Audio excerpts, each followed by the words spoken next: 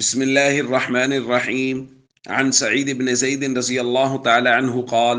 قال رسول الله صلى الله تعالى عليه وسلم: من أخذ شبرا من الأرض ظلما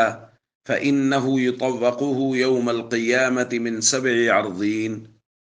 رواہ البخاری۔ نبی کریم صلی اللہ علیہ وسلم نے ارشاد فرمایا: جس نے ایک بالشت زمین بھی ظلم سے کسی سے دبا لی تو قیامت کے دن 7 زمینوں کا طوق بنا کر اس کی گردن میں ڈالا جائے گا۔ دوستو، وہ لوگ جو کسی کی چیز پر، کسی کی زمین پر، کسی کی جگہ پر قبضہ کر لیتے ہیں اور اس کو ناحق اپنے استعمال میں لے لیتے ہیں،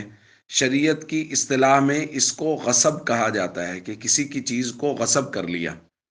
اگر کوئی آدمی کسی کی زمین کو غصب کرتا ہے تو نبی کریم صلی اللہ علیہ وسلم فرما رہے ہیں کہ ایک بالشت زمین بھی اگر کسی نے کسی کی غصب کی ہے، ظلمن لی ہے،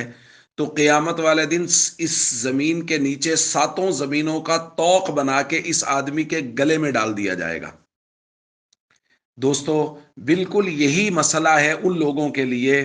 جو اپنی بہنوں کا وراثت میں حق نہیں دیتے، جو اپنی بیٹیوں کو وراثت میں حق نہیں دیتے۔ وہ لوگ بھی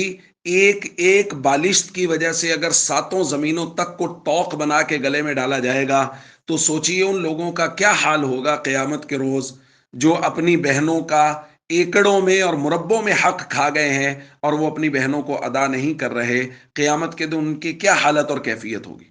اور یقینی طور پر وہ لوگ اس وعید کا مستحق ہیں، اس وعید کے مستحق ہیں کہ نبی کریم صلی اللہ علیہ وسلم فرما رہے ہیں ایک بالشت بھی اگر قبضہ کر لیا، اور یہ تو پورے کے پورے